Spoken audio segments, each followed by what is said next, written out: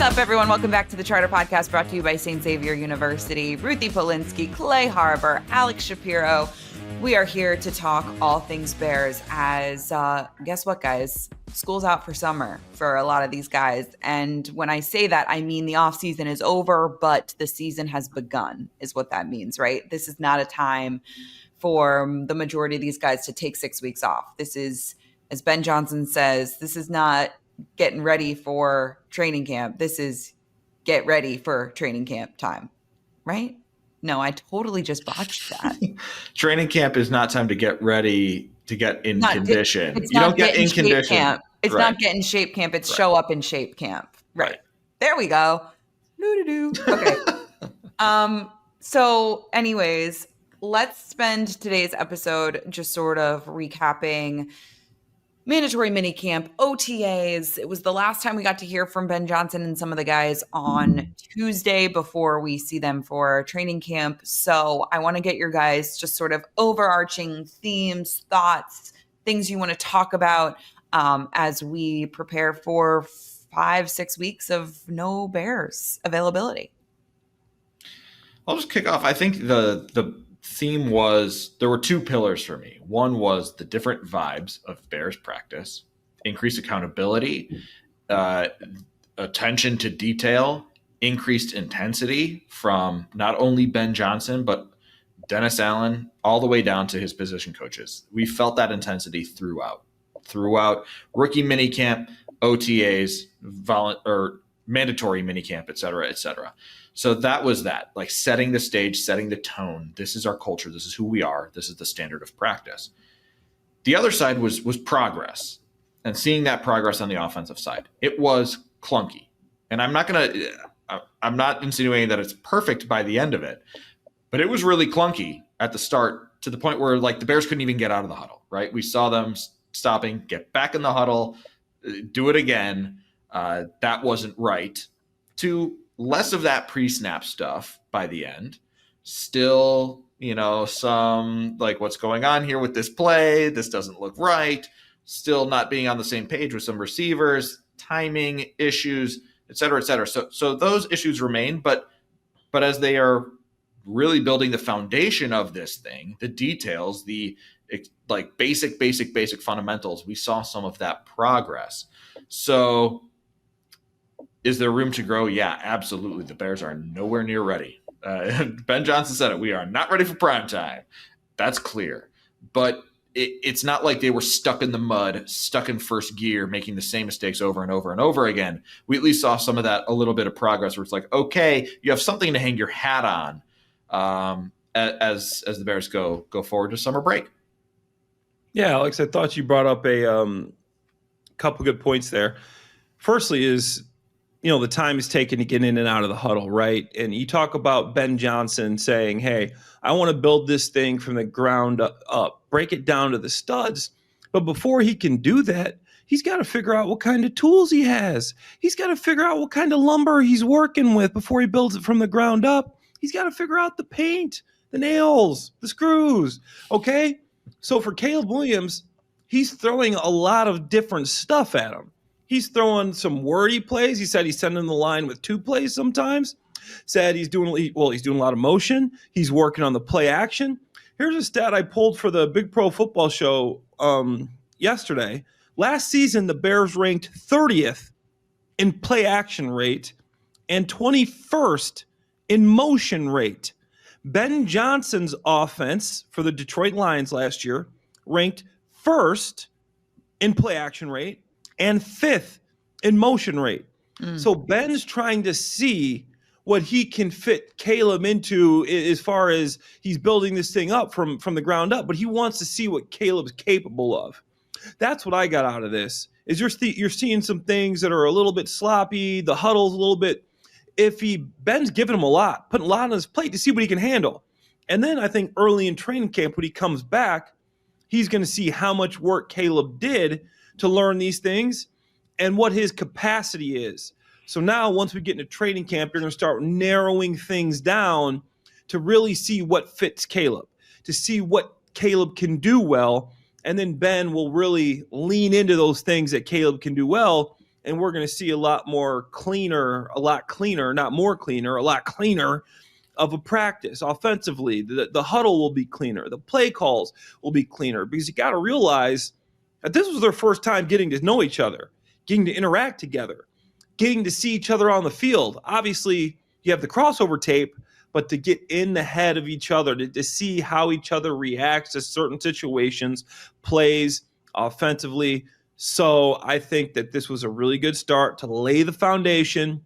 When we come back, you're going to start building up this house. It's going to come together quickly. And before you know it, at least I hope, you're going to see a nice, livable, very livable, spacious place. I love how you grew that metaphor, Clay, because I think that's the perfect way to explain what we all sort of witnessed and what Ben Johnson explained to us. I found it very telling. Ben Johnson on Tuesday talking about how he's going to spend his 5-week quote unquote vacation. Doesn't sound like there's going to be much vacation for Ben Johnson, because Nope. he is going to, it sort of felt like he was like, now I got to figure out my offense. I tried everything.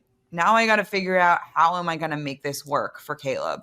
And it's pretty clear Caleb is not Jared Goff, because otherwise Ben Johnson be like, okay, summer break, hang out with the kids, be at the pool, go to Italy for the summer. I mean, whatever. He's like not really going to be doing that, it sounds like. So he's got to sort of reshape and refocus into how this is going to work here. And honestly, guys, I'll tell you something. I've had my, not concerns, but questions about, how is this going to work here for Caleb Williams? Is it going to work? Can he refine, his skill set and play, within a structure, instead of, obviously we love all the off schedule throws and amazing plays that he can make with his legs, with his arm, etc. But, I've had my concerns about, can he be a Jared Goff? Can he be a Matthew Stafford and play within a structure that's going to be really efficient and move the ball down the field and score a lot of touchdowns and points? If what I've learned over the last 6 weeks or so, getting to know Ben Johnson and how he's sort of operating, if Ben Johnson can't get it out of Caleb Williams, no one can. So we're in a good situation right now for Caleb Williams, for this team. I'm really hopeful and excited, like more so than I have, I think, in the last, 2 years. Obviously, Caleb Williams gets drafted. I think we're all thrilled and excited and looking forward to what he can do. We all know how last year went. Now, after getting to know Ben Johnson, watching what's happening on the field, the level of accountability, Ben Johnson coming out in public and telling us, nope, Caleb was late on that throw. We're seeing it very transparently as of right now, when this team is 0-0 and they haven't played a real game yet. We got to know Ben Johnson. We got to know how he's structuring this for Caleb Williams. And I'm really hopeful and excited to see how he puts it all together, because I do envision Ben Johnson as this sort of like evil mastermind, like wheels constantly turning. He's so intense. He's so focused. He's so dialed in, and he's so creative and energetic and passionate and loves what he does. So that's why I feel like pumped. Like I feel pumped, really. And you should be. You should be, and Bears fans should be, because the way he kind of framed it, Ben Johnson framed it, was like, we threw everything at him.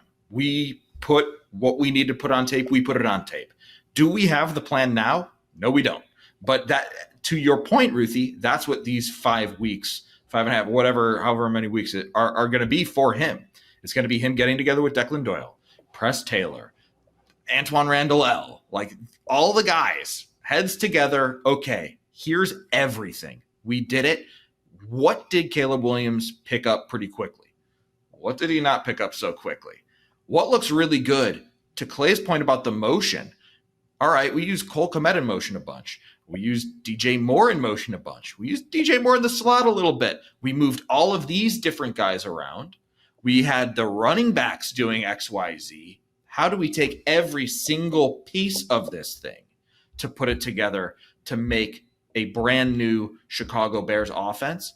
And with Caleb Williams, ND playing on time, I have no reason to believe he can't do it. he did it at times last year. It was inconsistent, right? He didn't do it at a high enough rate, but we've seen him do it. At USC, just like Ruthie can tell you everything about Colston Loveland at Michigan, I can tell you a whole lot about Caleb Williams at USC, as a USC grad. And yes, the off schedule, the running ability was on a lot of display at USC, but we saw him play on time. We saw him play in the rhythm of the offense and Lincoln Riley's offense at USC. So we've seen the flashes, right? If you're grading the flashes, we've seen the flashes. The key now is, what is Caleb Williams best at? How do we create stuff multiple around his best abilities so that he can do it consistently? That's the key, right? It's not the doing it 1 out of 3 drives or 1 out of 3 plays. It's, we need you to do it 3 out of 3 drives, 3 out of 3 plays. And that's the big challenge. I like what you said there, Alex. I think it's also important to note, I also want to see what Ben Johnson, sorry, can you guys hear my phone? Just my family group chat is popping off right now. I'm so sorry about that. You're popular. Yeah. It's just my family, unfortunately. But I like what you said, Alex, but I also want to remind people, I also want to see what Ben Johnson can not just find out what Caleb Williams does best, but teach him things too. He's 23 years old. He's going to continue to learn and evolve and grow. And we're going to figure out maybe there are new things Caleb Williams can do that he's never tried before. And so I think there's an element of, yeah, he's the number 1 overall pick and he's supremely talented and is generational talent, but he also could maybe even unlock or, uncover something that Caleb Johnson. Good, Ruthie. Caleb Williams has never even tried or done before. And I think if anyone's going to be able to unlock that, it's Ben Johnson. He has the keys. He has something to be able to get the most out of Caleb Williams. And I think as we've gotten to know Ben Johnson, our confidence in the coach has really skyrocketed as well. And let's not forget that the left foot up footwork for Caleb is going to, it's not something that's just instantaneous. Like, he was learning something new. And this comes down to, just reps, right? So here's my easiest way to explain it. So instead of doing a 3-step drop, obviously now you're doing a 2 because your left foot's up. So it makes things quicker. It's just a different feel. Instead of doing a 5-step drop, now you're doing a 4-step drop. Like, that takes time to get used to. And then when you're turning your back on the defense and you're doing the play action stuff, it seems like something simple, but, close your eyes and then open your eyes and try to make a pass. That's what you're doing. It's a lot of trust, and it comes with a lot of reps. So some people saying, Caleb didn't look as sharp as they wanted him to in OTAs, minicamp. Yeah, you got to realize he's changing his footwork. He's trying something he never really did in college. He didn't do last year. 31st in play action rate, the Chicago Bears. Ben Johnson was first, okay? You can't get any further apart than that. And obviously, like he said, Ben said he's going to build it to what Caleb's strengths are. If Caleb's strength turns out not to be play action passes, I'm sure Ben's going to come up with something that will be successful because he's that intelligent of a guy. Maybe it's a flash fake. It's some other sort of fake. He's just pulling the guard to get the linebacker action for the play action fake. So I think Ben is going to figure this out, and that was kind of the plan coming into OTAs. He's like, we had a plan. We're coming in to figure these things out, and I think that was part of the plan. It's definitely not time to panic. You saw a lot of good things from Caleb too. We're not just focusing on the bad, but I think when Caleb comes back, he knows what to work on. He knows what he was looking at. He knows what to train for. He will look a lot cleaner in training camp. No, it's great stuff, guys. One of the things I did want to touch on, which is sort of that accountability and personality of Ben Johnson that we're learning about, was sort of the way he publicly, I guess not really called out is probably not the right phrase to use, but was very blunt and honest about what this means for players who were not on the field this offseason. And obviously, I think there's a big difference that I want to differentiate for our listeners and our viewers. There's a big difference between drafting someone knowing that they're going to rehab all offseason. And there's another difference between someone getting drafted healthy, dealing with a soft tissue injury and missing the entire offseason program as a rookie, as a high second-round pick. So, of course, I'm talking about Colston Loveland, who had shoulder surgery this offseason. The Bears knew that when they drafted him. They understood the timeline. Luther Burden III got banged up.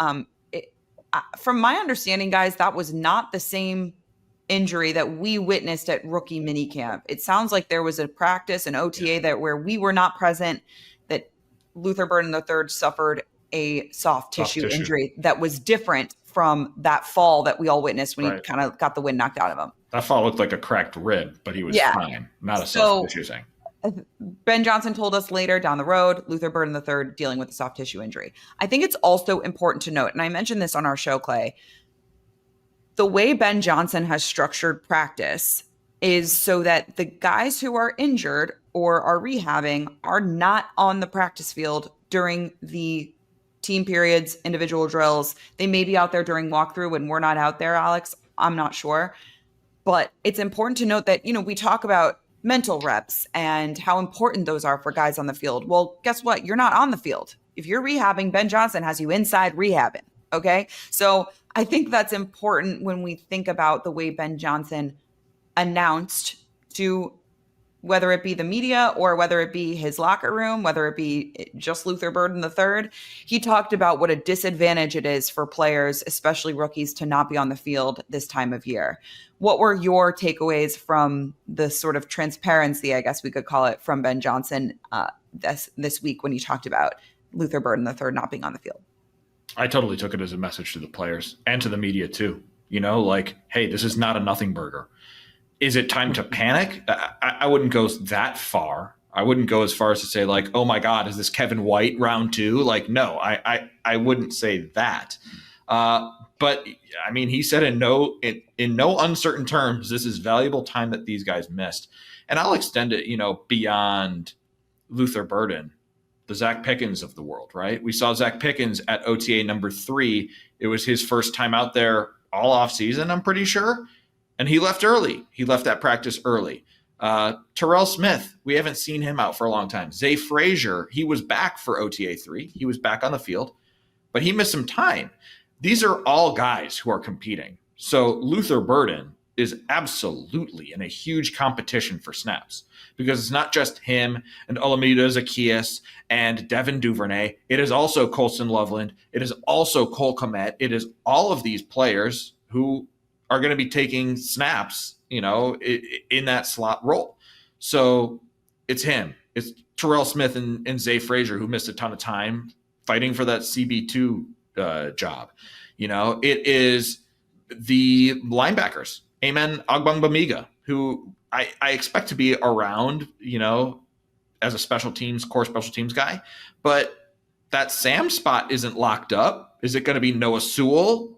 Is it going to be 𝗻𝗁 𝗂𝗏𝗻𝗁? Is it going to be Ruben Hippolyte? So I took that as a very real message to players. That's like, you got to be on the field to compete for jobs.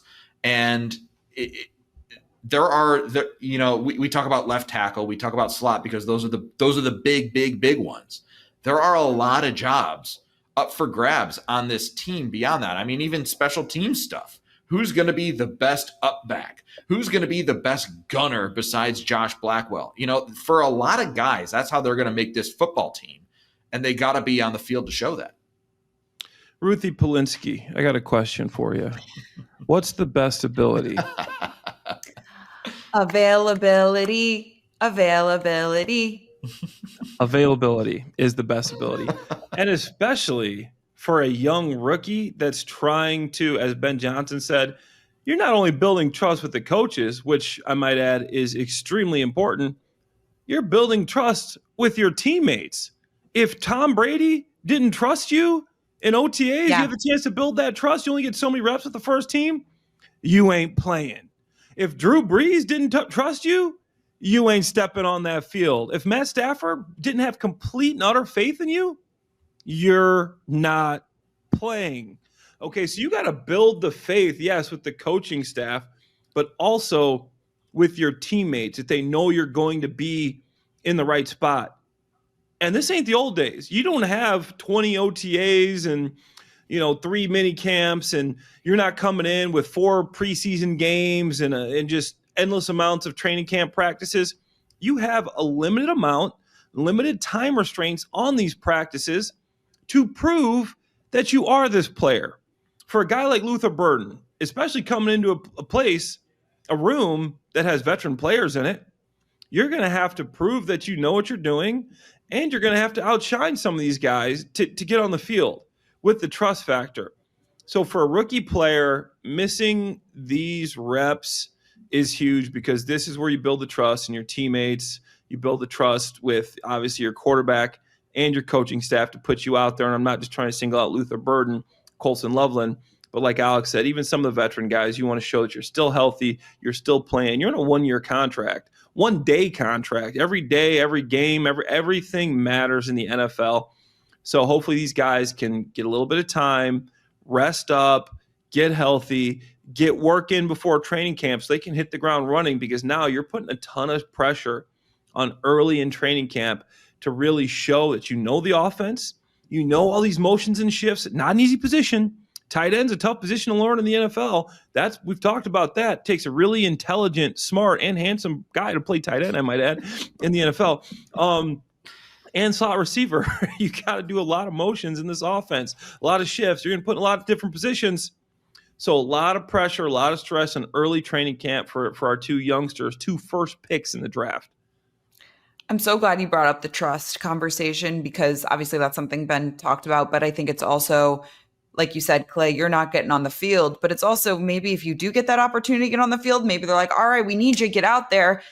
The ball may not come to you if the quarterback doesn't trust you. So I think, and obviously you brought up Tom Brady. That was the first person I thought of, because that was, when I covered him, that was the narrative. Like, if Tom trusts you, like, you're good. But if he doesn't, like, you're not getting the ball. The coaches would tell you that. Brian Dale, my tight end coach, would say, what's the most important thing? Tom's got to trust you. You're not like, if I could trust you all day long, Clay. If Tom doesn't trust you, you're not going to be out there. Yeah. So that's huge.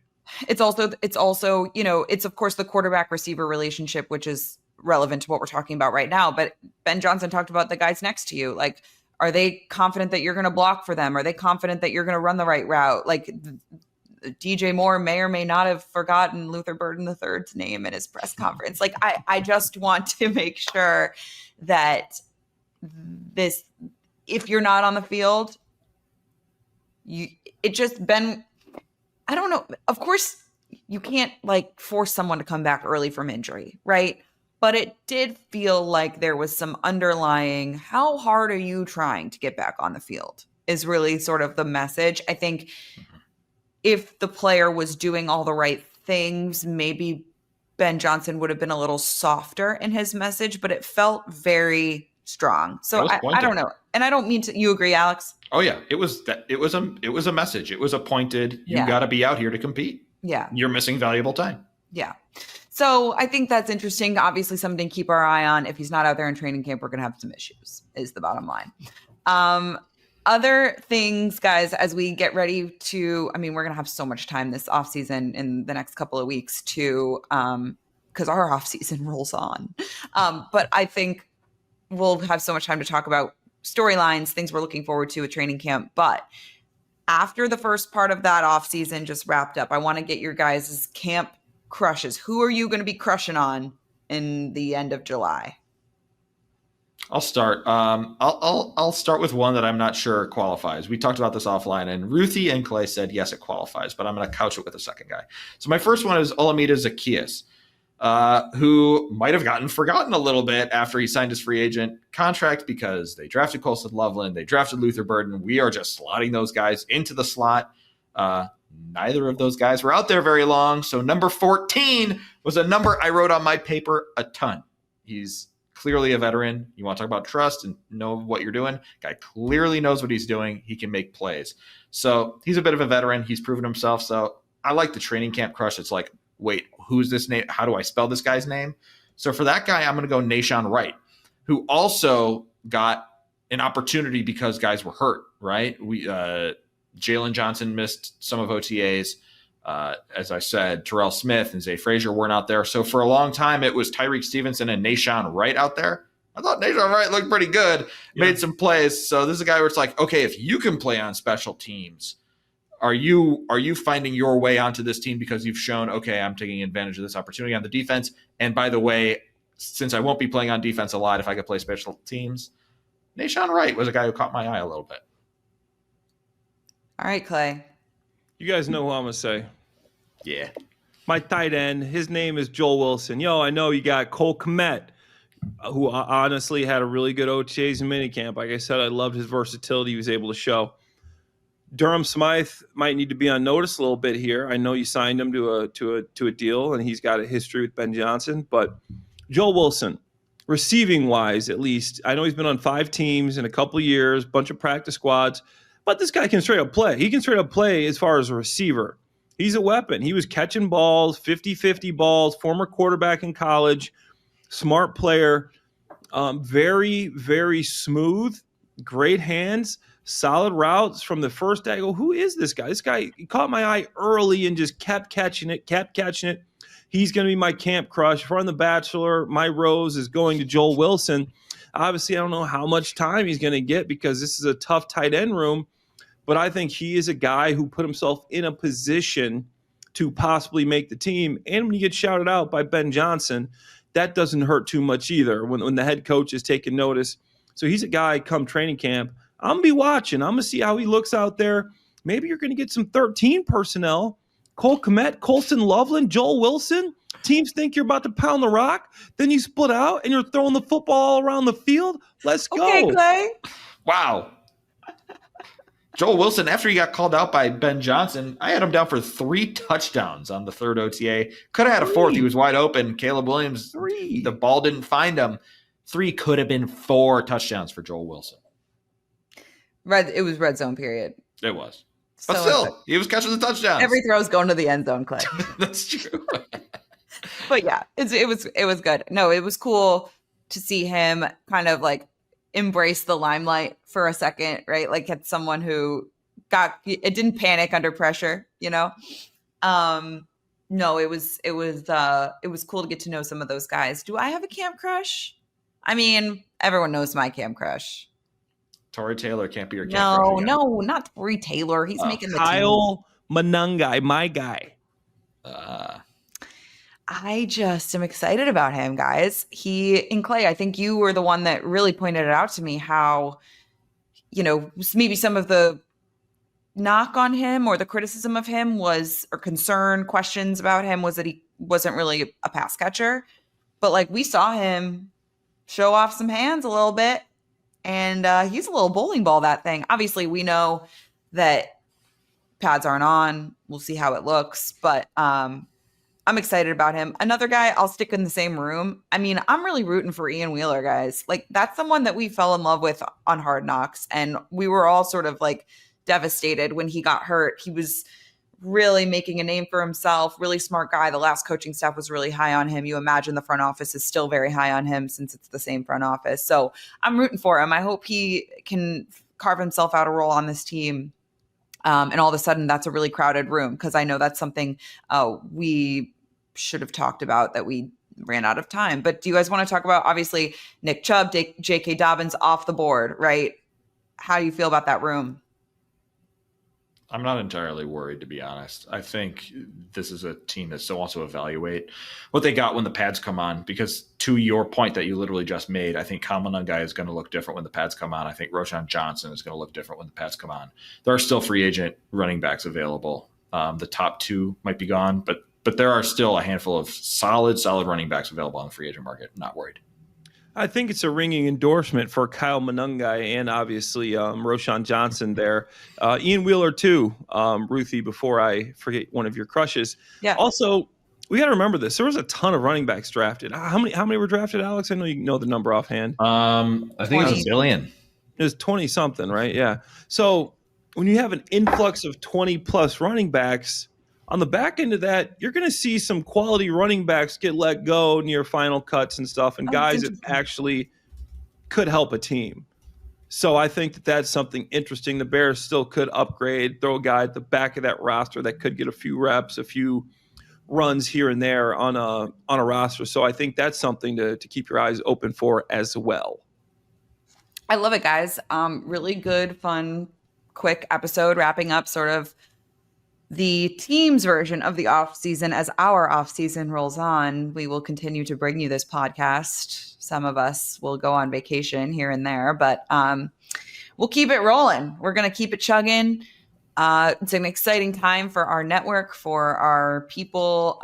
We're really kind of going to ramp up some things and make sure we're bringing you the best Bears coverage in town. So thank you for listening. Thank you for tuning in. As always, for Alex Shapiro, 𝗂𝗏 𝗟𝗶, I'm Ruthie Polinsky. We'll see you next week.